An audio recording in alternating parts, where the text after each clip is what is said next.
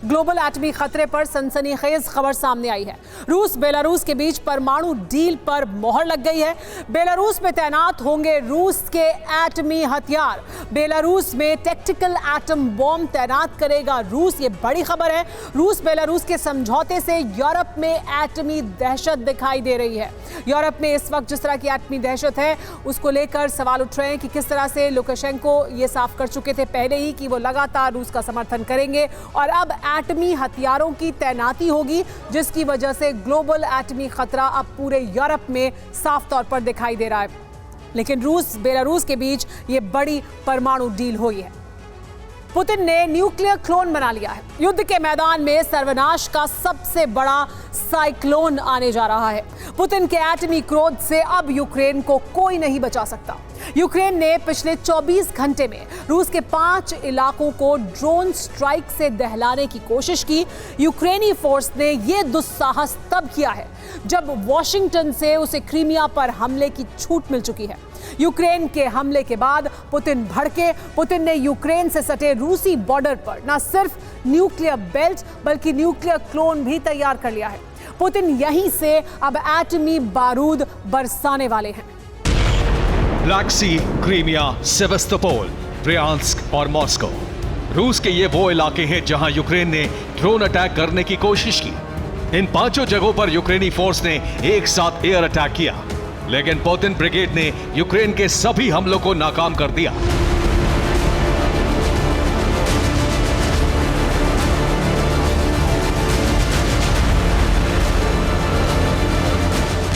और इसी के साथ यूक्रेन जंग परमाणु युद्ध की तरफ घूम गई।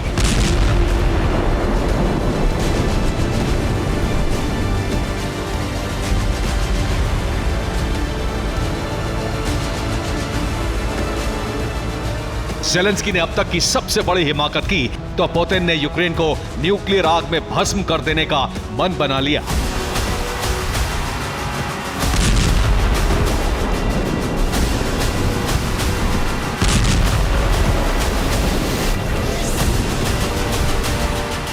यूक्रेन को तबाह करने के लिए पुतिन ने परमाणु बेल्ट तैयार कर ली है। पुतिन की ये एटमी बेल्ट क्या है आपको बताएंगे, लेकिन उससे पहले यह जानना जरूरी है कि आखिर पुतिन ने अचानक परमाणु विध्वंस का संकल्प क्यों ले लिया।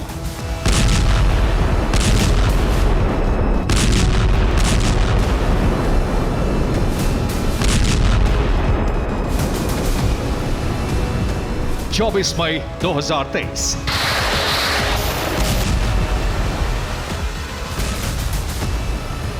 ये यूक्रेन के उस ड्रोन अटैक की तस्वीर है जिसमें उसने रूस की जासूसी शिप को तबाह करने की कोशिश की।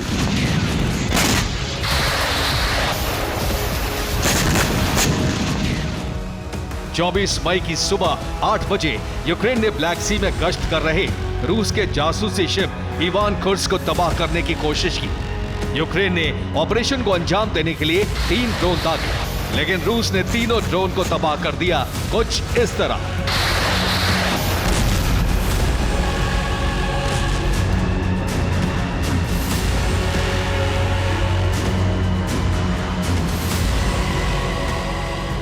रूस के जासूसी शिप पर हमला यहां हुआ। ब्लैक सी में इवान कुर्स्क जहाज पेट्रोलिंग कर रहा था। सुबह सुबह का वक्त था, तभी यूक्रेन ने उसे ड्रोन से तबाह करने की कोशिश की, लेकिन इस बार यूक्रेन सफल नहीं हो सका। रूस की ब्लैक सी फ्लीट ने उसके तीनों ड्रोन को तबाह कर दिया।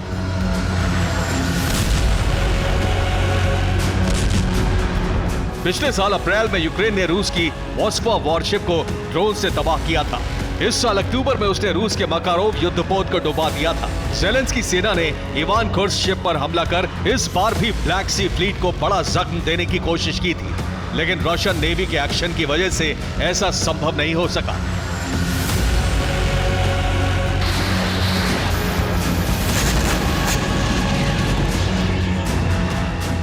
चौबीस मई 2023 इसी तारीख को मॉस्को के पास आसमान में यूक्रेनी ड्रोन उड़ता दिखा।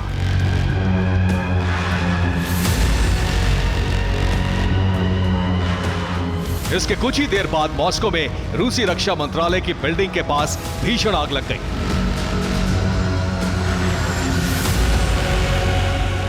आशंका है कि ये आग भी यूक्रेन के ड्रोन हमले की वजह से लगी।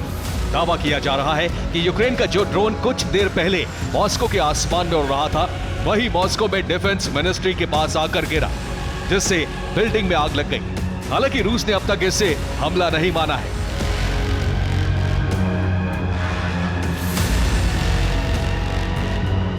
इतना ही नहीं, यूक्रेन ने क्रीमिया पर 6 ड्रोन दागे, रूस ने सभी को मार गिराया। सेवास्तोपोल को भी 2 ड्रोन से टारगेट करने की कोशिश हुई। ब्लैक सी फ्लीट ने इससे भी फेल कर दिया। ब्रियांस्क में मौजूद रूस की हथियार फैक्ट्री को भी यूक्रेन ने बर्बाद करने की कोशिश की।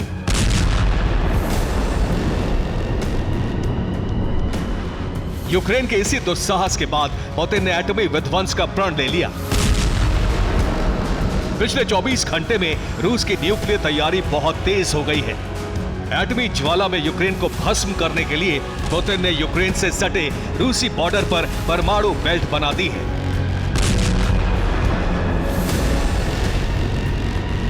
पुतिन ने यूक्रेन से लगती अपनी सीमा पर न्यूक्लियर बेल्ट बना लिया है। मतलब यह कि सरहद पर जगह जगह एटमी वेपन की तैनाती कर दी है।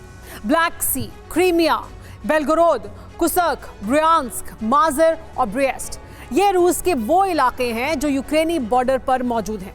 इन्हीं जगहों पर पुतिन तेजी से परमाणु हथियारों की तैनाती कर रहे हैं। यही वो जगह है जिसे पुतिन का एटमी बेल्ट कहा जा रहा है। इन लोकेशन पर रूसी फौज सीक्रेट तरीके से एटमी हथियारों की शिफ्टिंग कर रही है। विश्व विनाश वाले एटमी हथियार यूक्रेन के बेहद करीब पहुंचाए जा रहे हैं। इतना ही नहीं, पुतिन बेलारूस में भी न्यूक्लियर वेपन तैनात कर रहे हैं। बेलारूस में रूस की एटमी साइट बनकर तैयार हो गई है। अब यहां परमाणु मिसाइलें तैनात की जा रही हैं। यही है रूस का न्यूक्लियर बेल्ट। अमेरिका के शह पर अगर यूक्रेन ने रूस की जमीन पर हमला किया तो पुतिन एटमी विध्वंस का ऑर्डर दे देंगे और फिर न्यूक्लियर बेल्ट यूक्रेन की बर्बादी लिखना शुरू कर देगा। बेलारूस में पुतिन की एटमी साइट तैयार हो चुकी है।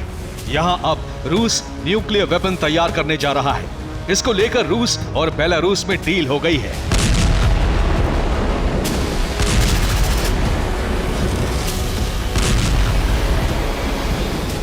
जल्द ही एटमी जलजला आने वाला है और इस बात का ऐलान सिर्फ लुकाशेंको ही नहीं बल्कि पुतिन और मेदवेदेव भी कर चुके हैं। रूस के विदेश मंत्री सर्गेई लावरोव ने भी घोषणा कर दी है कि पश्चिमी देश युद्ध की आग भड़का रहे हैं, लिहाजा अब रूस परमाणु जंग छेड़ने वाला है।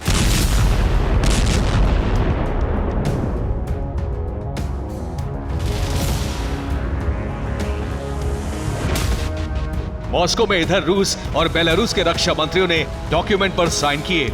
उधर पुतिन और लुकाशेंको की मुलाकात हुई। न्यूक्लियर डील और पुतिन से मुलाकात के बाद लुकाशेंको ने ऐलान कर दिया कि रूस और बेलारूस एटमी प्रलय लाने के लिए तैयार हैं।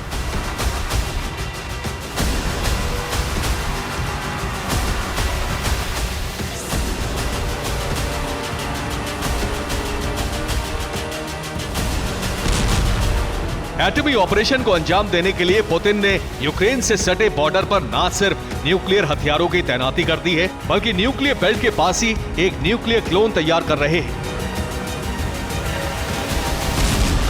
रूसी जमीन पर पुतिन ने न्यूक्लियर बेल्ट बना दी है। अब न्यूक्लियर बेल्ट के सामने ही यूक्रेनी जमीन पर कब्जा कर रूस परमाणु क्लोन बना रहा है। ये असल में पुतिन का डिफेंस वॉल होगा। यहां से रूसी फौज रूसी धरती पर हमले को रोकेगी और न्यूक्लियर बेल्ट से यूक्रेन पर एटमी बारूद की बारिश होगी। मतलब ये कि न्यूक्लियर बेल्ट और न्यूक्लियर क्लोन के जरिए पुतिन विनाश का सबसे बड़ा साइक्लोन लाने जा रहे हैं।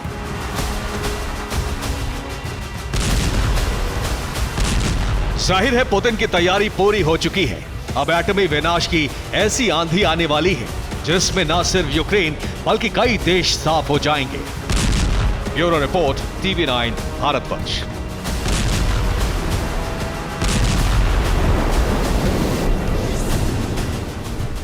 रूसी सेना का यूक्रेनी ठिकाने पर बड़ा हमला इस वक्त हुआ है। रूस ने यूक्रेनी ठिकाने पर दागे हैं ताबड़तोड़ रॉकेट।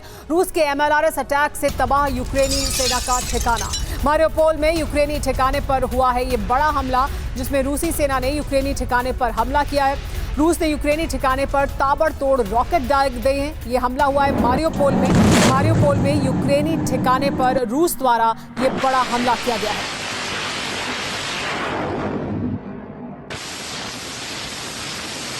यूक्रेन रूस की जंग में जैसे जैसे बारूदी जमीन का दायरा बड़ा हो रहा है, वैसे वैसे जंग की लपटें अमेरिका की तरफ बढ़ रही हैं।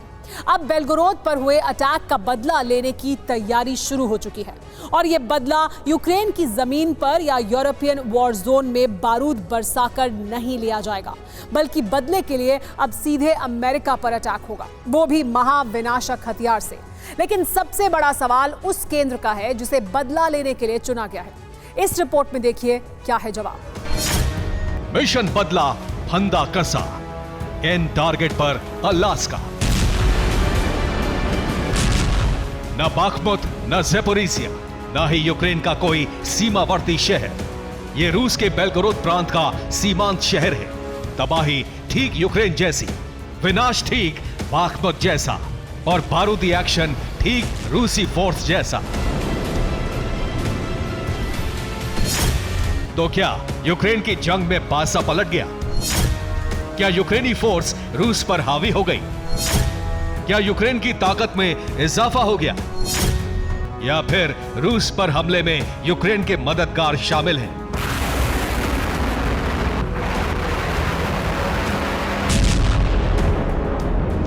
यह सवाल वाजिब है, लेकिन जवाब हां या ना में मिलना अभी मुश्किल है।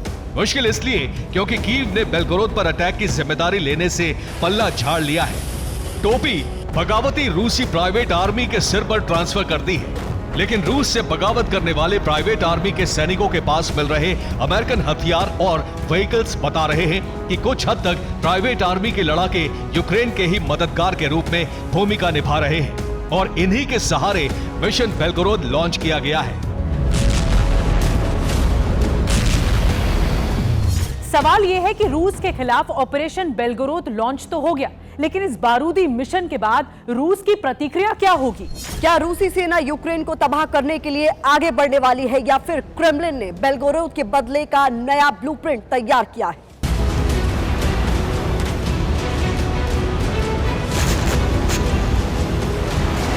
साफ साफ दिख रहा है कि बेलगोरोद पर विनाशकारी एक्शन करके रूस के खिलाफ जंग छेड़ दी गई है, लेकिन अब बारी रूस की है। रूस के उस एक्शन की है जिसे सिर दर्द बने बेलगोरोद युद्ध में जवाबी कार्रवाई कहा जाएगा। लेकिन आपको जानकर हैरानी होगी कि यह कार्रवाई सिर्फ आरडीके के बागी सैनिकों के खिलाफ नहीं होगी, ना ही यूक्रेन के शहरों को बर्बाद करके प्रतिक्रिया दिखाई जाएगी, बल्कि रूस के एक्शन का दायरा अमेरिका तक फैला होगा।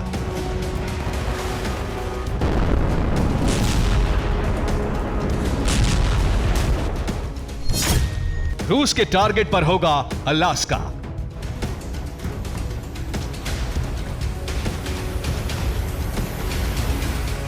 आपने बिल्कुल सही सुना, जिसके सीमावर्ती क्षेत्र में बारूदी तैयारी की रैकी कुछ दिन पहले ही रूस के फाइटर जेट्स और बॉम्बर ने चुकची सागर से की थी।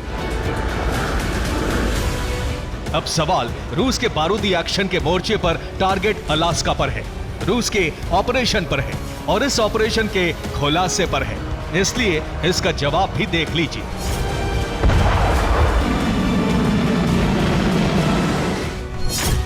बेलगोरोद के बदले के लिए अमेरिकी राज्यों पर हमले का सुझाव आया है। रूस के एक सांसद ने हमले के लिए यूएस के राज्यों को पहले टारगेट बनाने का सुझाव दिया है। इस सुझाव के तहत सबसे पहला टारगेट अलास्का को बनाने के लिए कहा गया है और अलास्का को टारगेट करने के पीछे कारण मॉस्को पर जल्द ही हमला होने की आशंका है।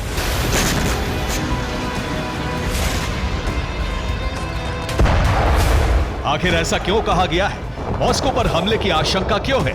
इसे भी मौजूदा हालात के विस्तार से समझ लीजिए। और हालात यह है कि बेलगोरोद पर हमला जिन हथियारबंद लड़ाकों ने किया है, उनके पास अमेरिकन व्हीकल्स और हथियार मिले हैं, जिससे अनुमान लगाया जा रहा है कि रूस के खिलाफ छेड़े गए युद्ध के पीछे अमेरिका का सीधा हाथ है। इसलिए क्रेमलिन का पारा 7वें आसमान पर है। लेकिन सवाल अब अमेरिका के रुख पर है, और अमेरिका का रुख यह है कि पेंटागन ने बेलगोरोद अटैक पर सफाई जारी की है। पेंटागन ने बेलगोरोद हमले में अमेरिका का हाथ न होने की बात कही है। इसके अलावा रूस के विद्रोहियों से भी अमेरिका के संबंध न होने का दावा किया गया है। वहीं बेलगोरोद पहुंचे हथियार और व्हीकल्स पर जांच भी शुरू कर दी गई है।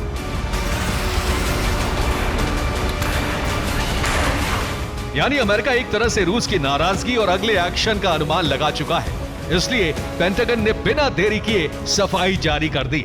लेकिन बेलगोरोद पर हुए हमले अब भी जारी हैं, जो संकेत है कि रूस जल्द ही ऑपरेशन अलास्का लॉन्च कर सकता है।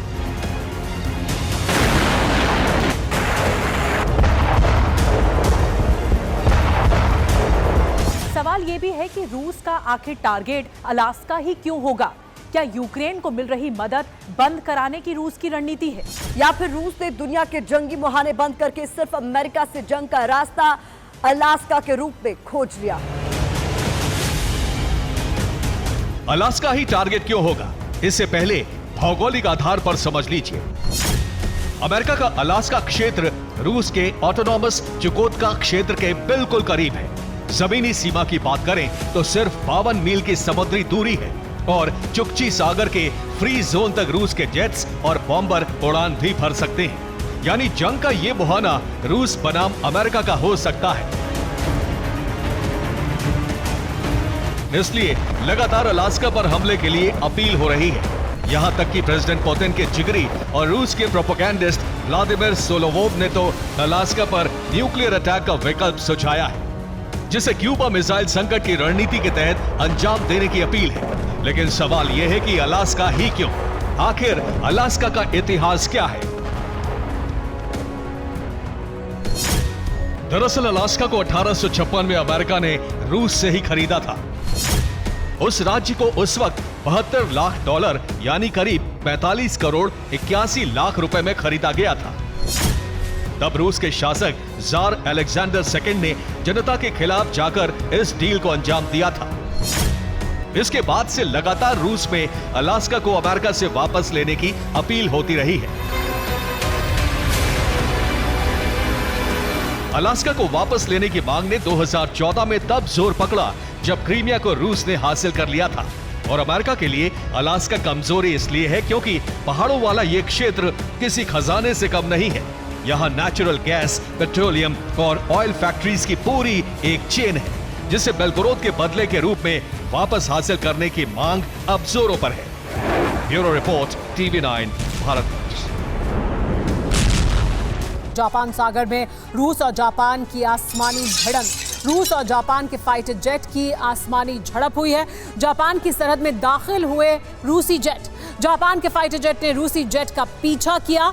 रूस जापान की भिड़ंत से पूर्वी एशिया का फ्रंट एक बार फिर सुलग गया है। लेकिन ये देखिए किस तरह का घटनाक्रम हुआ है, जहां पर आसमान में ही भिड़ गए, आमने सामने आ गए फाइटर जेट, जापान के फाइटर जेट और रूस के जेट भी।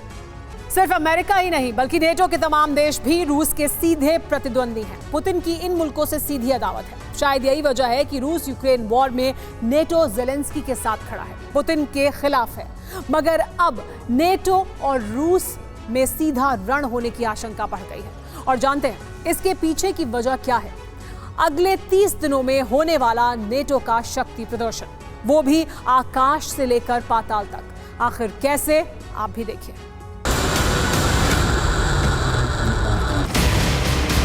रूस यूक्रेन वॉर में बारूदी कोहराम से खलबली तो मची ही है, मगर इसी बीच आकाश से पाताल तक, गहरे समंदर से बर्फिस्तान तक नेटो की गर्जना ने रूसी प्रेसिडेंट पुतिन की टेंशन बढ़ा दी है।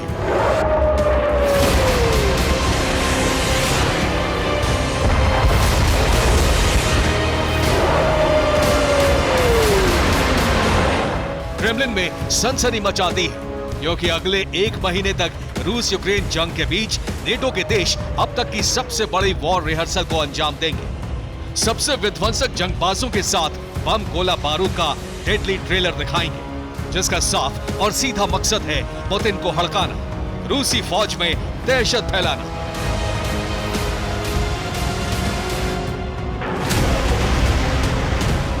नेटो हेडक्वार्टर की तरफ से जो अपडेट सामने आया है उसके मुताबिक अगले 1 महीने में नेटो के देश अब तक के इतिहास की सबसे बड़ी एक्सरसाइज को अंजाम देने का ऐलान कर चुके हैं, जिनमें शामिल है नेटो की war drill number 1, Arctic challenge exercise 2023, NATO की war drill number 2, air defender exercise 2023,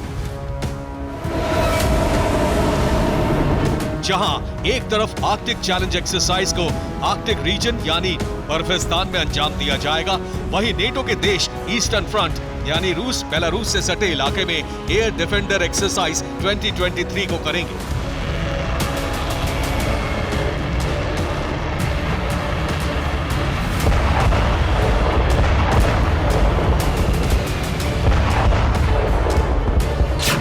बीते एक साल से जारी रूस यूक्रेन जंग के बीच आर्कटिक में बारूदी कोहराम मचने के आसार बढ़ते जा रहे हैं, क्योंकि यूक्रेन क्राइसिस को लेकर रूस का नेटो और अमेरिका से तनाव बढ़ा है, जिसके चलते रूस ने आर्कटिक रीजन में अपने न्यूक्लियर अड्डे और सैन्य अड्डों को एक्टिवेट कर दिया है। वहीं रूस के आक्रामक तेवरों को भांपते हुए अमेरिका ने भी आर्कटिक इलाके में मोर्चा संभाल लिया है। आर्कटिक रीजन में विध्वंसक हथियारों की तैनाती कर दी है और अब अमेरिका की अगुवाई वाला नेटो बर्फिस्तान में बारूदी कोहराम मचाने को आमादा है। इसके लिए आर्कटिक चैलेंज एक्सरसाइज 2023 का आगाज किया जा रहा है। इस युद्धाभ्यास से जुड़ी जो डिटेल सामने आई है उसके मुताबिक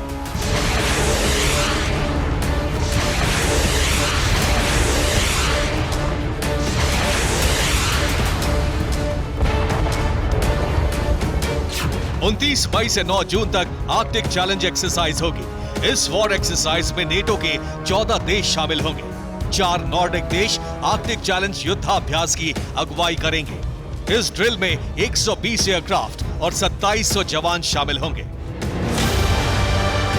आर्कटिक रीजन में हो रही एस 2023 को अंजाम देने का जिम्मा स्वीडन, फिनलैंड, नॉर्वे और डेनमार्क का है। स्वीडन को छोड़ बाकी तीनों देश नेटो के सदस्य हैं और जानते हैं धरती के इस इलाके में नेटो का युद्धाभ्यास करना पुतिन को सीधी चुनौती देना है, क्योंकि आर्कटिक क्षेत्र में कुल 8 देश हैं, जिसमें रूस, America, Canada, Denmark, Finland, Iceland, Sweden और नॉर्वे शामिल हैं। इनमें सबसे लंबी सीमा रूस की है। रूस का करीब 24,000 किलोमीटर लंबा बॉर्डर एरिया आर्कटिक से लगता है। स्वीडन को छोड़ बाकी सारे देश नेटो के मेंबर हैं और नेटो की अगुवाई अमेरिका करता है। लिहाजा इस रीजन में रूस अकेला पड़ चुका है। ऐसे में आर्कटिक को लेकर पुतिन एग्रेसिव है, लेकिन रूस की चुनौती सिर्फ आर्कटिक रीजन में नहीं बल्कि अपने पश्चिमी फ्रंट को भी बचाने की है, जहां अगले महीने ही नेटो सबसे बड़ी एयर ड्रिल करने की तैयारी कर रहा है।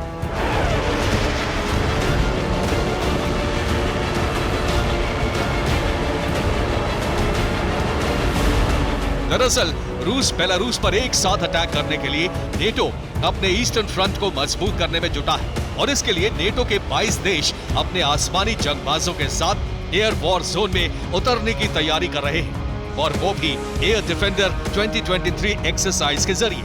आखिर कैसे, ये भी जान लीजिए।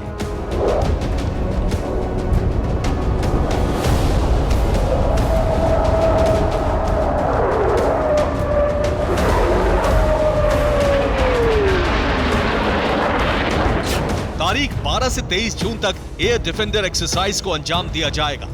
इस युद्धाभ्यास में नेटो देशों के 10,000 से ज्यादा जवान शामिल होंगे। नेटो कंट्रीज ईस्टर्न फ्रंटियर पर इस एक्सरसाइज को करेंगे। इस युद्धाभ्यास में अमेरिका समेत नेटो के करीब 22 देश हिस्सा लेंगे। एयर डिफेंडर एक्सरसाइज में 23 कैटेगरी के लड़ाकू विमान शामिल होंगे। करीब 220 एडवांस फाइटर जेट्स युद्धाभ्यास में अपना दम दिखाएंगे। इस एक्सरसाइज का फोकस रूस बेलारूस की सीमा से लगा इलाका होगा।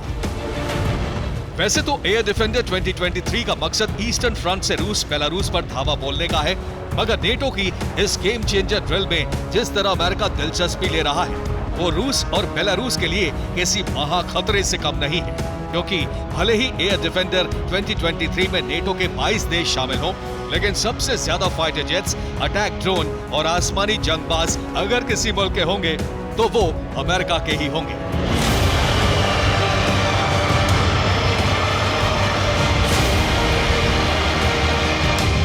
एक तरफ अमेरिका एयर डिफेंडर एक्सरसाइज में अपने लड़ाकों के जरिए शक्ति प्रदर्शन करेगा, तो वहीं उत्तरी इलाके में अमेरिका के 4 B-1B स्ट्रैटेजिक बॉम्बर लगातार निगरानी करते दिखाई दे रहे हैं। वो भी बीते 48 घंटों से। एक बार तो रूसी फाइटर जेट्स और यूएस के परमाणु बम वर्षकों का आमना सामना भी हो चुका है। महाशक्ति अमेरिका ने तो USS Gerald R Ford aircraft carrier को नॉर्वे तक भेज दिया है, ताकि आर्कटिक चैलेंज युद्धाभ्यास में ये अमेरिकी बेड़ा शामिल हो सके। ऐसे में नेटो और सुपर पावर अमेरिका के एक्शन के चलते पुतिन ने भी अपनी तैयारी तेज कर दी और रशियन नेवी की पैसिफिक फ्लीट को प्रशांत महासागर में मौजूद हवाई की तरफ रवाना कर दिया है, जिसमें जंगी बेड़ों के साथ साथ एटमी सबमरीन भी शामिल है।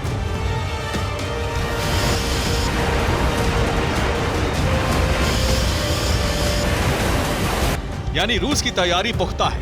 पुतिन ने अमेरिका और नेटो के खिलाफ नेक्स्ट वॉर प्लान तैयार कर रखा है, मगर रूस ये भूल चुका है कि इस बार उसका मुकाबला सीधे नेटो जैसे सैन्य संगठन से है, जिसकी अगुवाई महाशक्ति अमेरिका करता है। और पुतिन के घातक प्लान का जवाब देने के लिए सुपर पावर ने अपने सबसे बड़े विनाशक को वॉर जोन में उतार दिया है। Bureau report, TV9 Bharatvarsh. रूस में यूक्रेन की बड़ी साजिश की जानकारी सामने आई है। यूक्रेन के टारगेट पर रूसी न्यूक्लियर पावर प्लांट है। यूक्रेनी सीक्रेट सर्विस के 2 एजेंट को गिरफ्तार किया गया है। रूस की FSB ने दोनों एजेंट को गिरफ्तार किया। क्लेनिनेट्स क्या आया एनपीपी में धमाका करने वाले थे, ये ऐसी जानकारी मिल रही है। लेकिन रूस ने बाखमुत पर कब्जा करके यूक्रेन को यह बता दिया है कि अब वो ज्यादा दिन तक रूस के सामने नहीं टिक पाएगा। यूक्रेन की तबाही को रोकने के लिए ज़ेलेंस्की ने एक ऐसी साजिश रची है जिसके जरिए वो पुतिन का मर्डर कराना चाहते हैं। न सिर्फ पुतिन बल्कि पुतिन के वो तमाम करीबी भी उनके टारगेट पर हैं जो यूक्रेन के लिए बड़ा खतरा है, जिसमें वैगनर चीफ येवगेनी प्रिगोजिन और बेलारूस के प्रेसिडेंट अलेक्जेंडर लुकाशेंको का नाम भी टॉप पर है। यूक्रेन का टारगेट नंबर 1 रूस के प्रेसिडेंट व्लादिमीर पुतिन। यूक्रेन का target number 2 Wagner chief Yevgeny Prigozhin. Ukraine का टारगेट नंबर 3 बेलारूस के प्रेसिडेंट अलेक्जेंडर लुकाशेंको। और इन 3 टारगेट को खत्म करने के लिए ज़ेलेंस्की ने अमेरिका के साथ मिलकर ऐसा प्लान तैयार किया है जिसने क्रेमलिन में खलबली मचा दी है। पुतिन के कत्ल के लिए ज़ेलेंस्की एक मरीन ब्रिगेड तैयार कर रहे हैं जो मौका मिलते ही पुतिन का कत्ल कर देगी। इस मरीन ब्रिगेड का दूसरा टारगेट होगा हाल ही में बाखमुत में जीत दिलाने वाले प्रिगोजिन। जबकि पोलैंड के जासूसों को बेलारूस के प्रेसिडेंट और पुतिन के सबसे भरोसेमंद दोस्त अलेक्जेंडर लुकाशेंको को मारने का टास्क दिया गया है, जिसमें वो बेलारूस में तख्तापलट भी करा सकते हैं। यानी ज़ेलेंस्की अब मरीन ब्रिगेड के खूंखार कमांडो का सहारा लेकर पुतिन का खात्मा करना चाहते हैं, क्योंकि वो ये जान चुके हैं कि रूस से जंग कभी नहीं जीत सकते। इसके अलावा पुतिन के तमाम करीबियों को यूक्रेन खत्म करने में जुट चुका है, जिसमें बेलारूस के प्रेसिडेंट का नाम सबसे ऊपर है। और पोलैंड के जासूस इस काम में लगे हैं, जो लुकाशेंको के विरोधियों का सहारा लेकर ये काम कर सकते हैं। और ये खुलासा खुद main intelligence directorate of Ukraine के डिप्टी चीफ वादिम स्किबिट्स्की ने जर्मनी के मीडिया हाउस को दिए एक इंटरव्यू में किया है।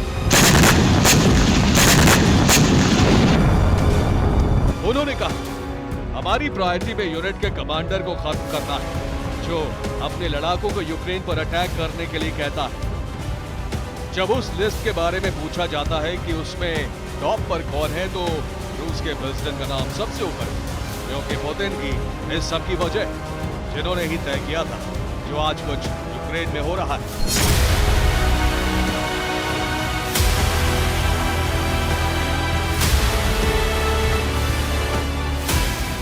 इतना ही नहीं, आगे ये भी खुलासा किया कि वो इस मिशन में पुतिन के काफी पास तक जा पहुंचे थे। यानी इसका सीधा मतलब है कि पुतिन को मारने के लिए यूक्रेन कई दफा कोशिश कर चुका है।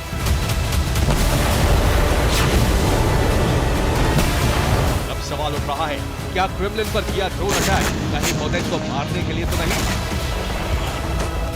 क्रेमलिन में हुए अटैक को लेकर अब अमेरिका को भी लगने लगा है कि इसके पीछे यूक्रेन की सिक्योरिटी सर्विस थी। अब ऐसा हो नहीं सकता कि प्रेसिडेंट ज़ेलेंस्की को इसके बारे में जानकारी ना हो, क्योंकि अमेरिका ने यूक्रेन के अधिकारियों के कुछ कॉल इंटरसेप्ट किए, जिसमें वो इस बात की आशंका जाहिर कर रहे थे कि क्रेमलिन अटैक के पीछे यूक्रेन का ही हाथ है।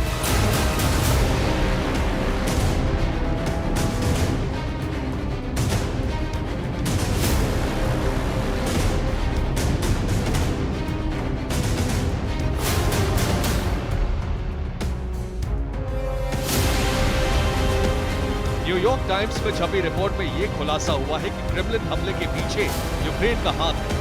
और जो मंसूबे ज़ेलेंस्की के दिखते हैं, उससे साफ लगता है कि क्रेमलिन पर हमला पुतिन को मारने के लिए किया गया था, जबकि वो हमला नाकाम कर दिया गया था।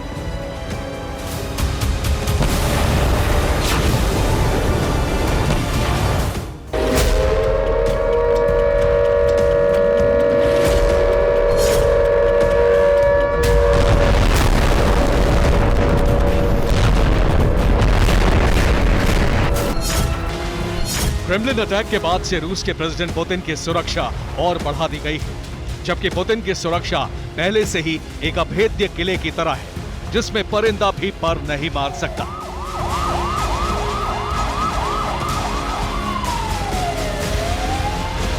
पुतिन की सिक्योरिटी 4 लेयर में बटी होती है, जिसकी जिम्मेदारी फेडरल प्रोटेक्टिव सर्विस की होती है, जो तय करती है कि इस लेयर में कौन से कमांडो होंगे।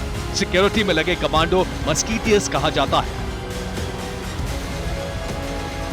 सिक्योरिटी में लगे कमांडोज को मस्कीटियर्स कहा जाता है। पुतिन की सुरक्षा में पहली लेयर एकदम नजदीक होती है, जिसमें हथियारों से लैस कमांडो पुतिन को हर तरह के हमले से बचाने के लिए घेर कर चलते हैं। दूसरी लेयर में वो कमांडो होते हैं जो पुतिन से कुछ दूरी पर भीड़ में शामिल रहते हैं और चारों तरफ चौकन्नी निगाहें रखते हैं। तीसरी लेयर सिक्योरिटी में लगे कमांडो भीड़ भाड़ वाले इलाके में भीड़ से बाहर की तरफ होते हैं, वहां से वो पूरे इलाके पर नजर रखते हैं। इसके अलावा चौथी लेयर में आसपास की इमारतों में कमांडो स्नाइपर्स के तौर पर तैनात होते हैं, जो पुतिन पर हमला करने वाले शख्स को तुरंत खत्म कर सके। इतना ही नहीं, पुतिन के हर विदेश दौरे पर एक क्रैक टीम जांच करने पुतिन से पहले पहुंच जाती है, जो हर संभावित खतरे की जांच करती है। यहां तक कि पुतिन लंच या डिनर में क्या खाएंगे, उसकी भी जांच की जाती है। क्रैक टीम के अलावा हर जगह काले कोट, ईयरफोन, ब्लैक गॉगल्स लगाए कमांडो पुतिन के साथ साई की तरह रहते हैं, जो बुलेट प्रूफ ब्रीफकेस और कैवलर छाता लेकर चलते हैं, जिससे हमला होने पर गोलियों की बौछार से बचा जा सके। कमांडो खुद बुलेट प्रूफ जैकेट पहने होते हैं। उनके पास 9mm गुर्जा पिस्टल होती है, जो 1 मिनट में 40 राउंड फायर कर सकती है। अगर ये सभी परतें फेल भी हो जाएं, तो भी पुतिन के काफिले में एक बख्तरबंद कार हमेशा मौजूद होती है, जो भारी मिलिट्री अटैचमेंट से लैस होती है।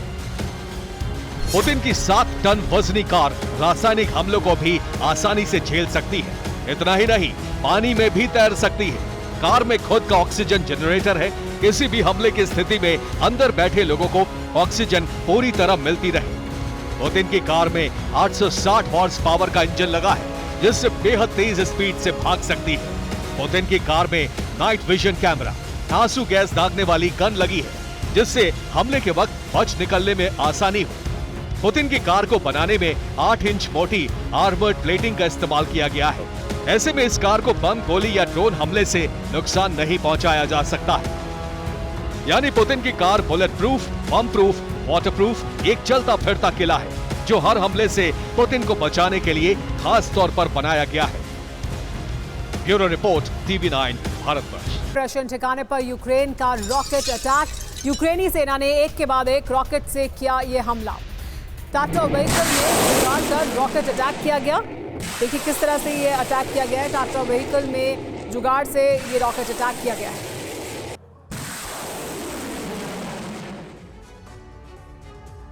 अटैक और डिफेंस, चाहे कोई भी मुल्क हो, अगर इन दोनों मामलों में मजबूत है तो किसी भी कीमत पर उसका हारना नामुमकिन है। और शायद यूक्रेन को इन दोनों मोर्चों पर शक्तिशाली बनाने का जिम्मा अमेरिका ने उठाया है।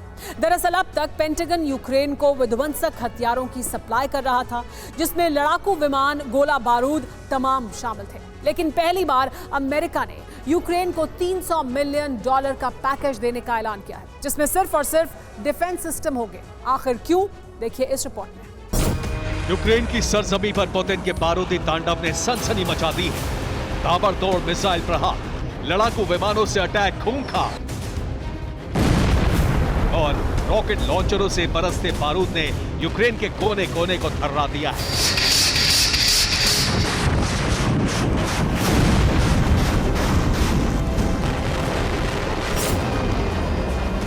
हर तरफ जोरदार धमाके, आग का भयावह गुबार आसमान छूता नजर आया।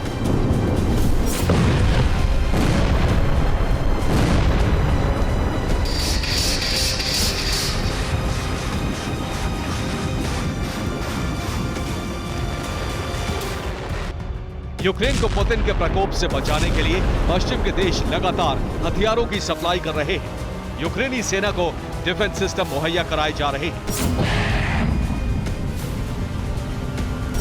बावजूद इसके रूसी हमले से यूक्रेन धधक रहा है, दहल रहा है। ऐसे में अब महाशक्ति अमेरिका ने यूक्रेन को नया पैकेज देने का ऐलान किया है।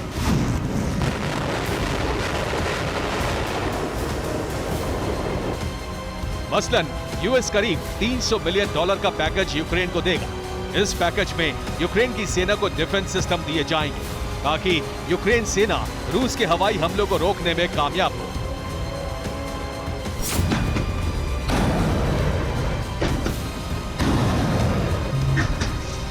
यानी इस बार यूक्रेन को ना गोला बारूद और ना ही कोई हथियार मिलेगा, बल्कि सिर्फ और सिर्फ एयर डिफेंस सिस्टम मिलेंगे, जिसका मकसद होगा यूक्रेन के सुरक्षा कवच को मजबूत करना, रूस के तमाम आसमानी हमलों को रोकना।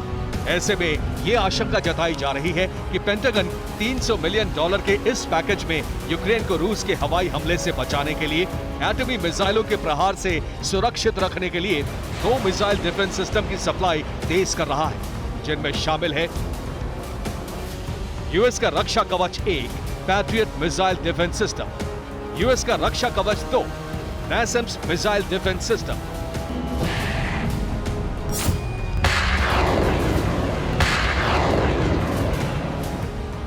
बीते कई महीनों से अमेरिका के ये दोनों मिसाइल डिफेंस सिस्टम यूक्रेन में तैनात हैं, लेकिन इनकी तादाद काफी कम है। ऐसे में मुमकिन है कि इस बार पेंटागन इन दोनों एयर डिफेंस सिस्टम की तादाद बढ़ा दे ताकि यूक्रेन के अलग अलग शहरों में इन्हें तैनात किया जा सके।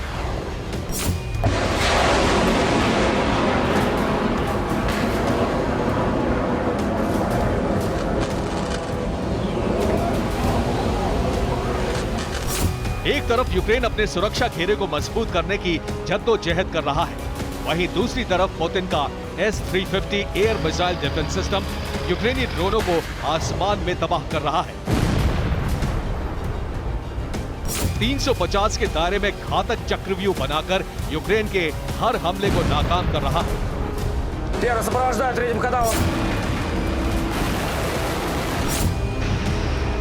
S-400 की तरह रूसी डिफेंस का S-350 भी सॉलिड रक्षा कवच है, जिससे भेद पाने की कुव्वत कई लड़ाकू विमानों और कई मिसाइल में नहीं होती। ऐसे में मामूली से ड्रोन की S-350 मिसाइल डिफेंस सिस्टम के आगे तो कोई बिसात ही नहीं है। अब ये देखना होगा कि अमेरिकी डिफेंडर या रूसी रक्षा कवच की तरह वॉर जोन में अपना दम दिखाते हैं या फिर रूसी हमलों के आगे फुस हो जाएंगे। Bureau report, TV9 Bharatvarsh.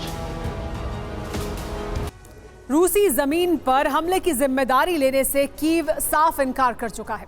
वहीं यूक्रेन में भी रूस की तबाही का जवाब देने में रणनीतिक कमी महसूस हो रही है। आखिर ऐसा क्यों? ये सवाल पिछले कुछ दिनों से विशेषज्ञ भी उठा रहे हैं, लेकिन अब जवाब मिल चुका है और जवाब यह है कि यूक्रेन की सेना इस समय नेतृत्व विहीन है, रणनीतिक मोर्चे पर भी कमजोर है और ऐसा इसलिए हुआ है क्योंकि यूक्रेन के सेना प्रमुख से जुड़ी एक बुरी खबर सामने आई है। अब क्या है ये खबर, देखिए इस रिपोर्ट में। रूस के हमले विकट, यूक्रेनी फोर्स पर संकट। ऐसा इसलिए क्योंकि यूक्रेन के बारूदी ऑपरेशन की कमान संभालने वाले हाथ कांप रहे हैं। यूक्रेन का सैन्य नेतृत्व एक नए संकट से जूझ रहा है। इस संकट का नाम है सेना नायक पर हमला। दरअसल खबर यूक्रेन के सशस्त्र बलों के कमांडर इन चीफ वालेरी जालुझनी से जुड़ी है और खबर यह है कि इस वक्त यूक्रेनी फोर्स नेतृत्व विहीन हो चुकी है। दावा किया जा रहा है कि रूस के साथ जंग में यूक्रेन के लिए अब तक का सबसे बड़ा संकट यही है, जिसमें सेना प्रमुख के तौर पर नेतृत्व करने वाला शख्स सेना से पूरी तरह कट गया है। आखिर ये हुआ कैसे और वो वजह क्या है, इसे समझ लीजिए। खबर के मुताबिक शुरुआती मई में खेरसोन पर रूस ने मिसाइल हमले किए थे। इन्हीं हमलों में कमांडर इन चीफ वालेरी जालुझनी घायल हो गए। इस बीच अफवाह यह भी थी कि रूस के हमले में जालुजनी की मौत हो चुकी है, लेकिन अब कीव ने बयान जारी करके बताया है कि कमांडर इन चीफ जालुजनी के सिर में गहरी चोट आई है। इसके अलावा वालेरी जालुजनी के सिर और शरीर में छर्रे धंस गए। वहीं क्रैनियोटोमी के बाद भी जालुजनी की स्थिति गंभीर बनी हुई है। दावा यहां तक किया गया है कि क्रैनियोटोमी के बाद डॉक्टरों ने भी यह कह दिया है कि अब जालुजनी अपनी सेवा जारी नहीं रख पाएंगे, यानी जालुजनी का इलाज जारी है, लेकिन यूक्रेन की सेना अब नेतृत्व विहीन हो चुकी है और उनके बाद यूक्रेन में इस वक्त ऐसा कोई भी काबिल शख्स नहीं है जिसकी रणनीतिक समझ जालुजनी के आसपास भी हो। इसलिए सेना प्रमुख की जिम्मेदारी अब तक किसी को नहीं दी जा सकी है। हालांकि ऐसा नहीं है कि यह स्थिति सिर्फ यूक्रेन में बनी है, इससे पहले रूस भी इन हालातों का सामना कर चुका है। रूस अब तक अपने 40 बड़े सैन्य अफसर खो चुका है। मारे गए अफसरों में 7 जनरल और 33 कर्नल शामिल हैं। इनमें आखिरी अफसर लेफ्टिनेंट कर्नल मेजुएव की मौत मारियोपोल में हुई थी। इसके पहले भी मारे गए रूस के सभी सैन्य अफसर यूक्रेन में मोर्चा संभाल रहे थे, लेकिन अब रूस ने यूक्रेन के फ्रंट पर यूनिट हेड को मोर्चा संभालने के निर्देश दिए हैं। इस निर्देश के बाद रूस के बड़े सैन्य अधिकारियों पर खतरा टल गया है, लेकिन जिस समय रूस के इन सैन्य अधिकारियों पर संकट आया था, उस समय रूसी सेना पूरी तरह लड़खड़ा गई थी। यही वजह है कि कई बार यूक्रेन की सेना रूस पर भारी पड़ी। बहरहाल अब स्थिति पलट गई है। यूक्रेन की सेना खुद नेतृत्व विहीन हो चुकी है। Bureau report, TV9 Bharatvarsh.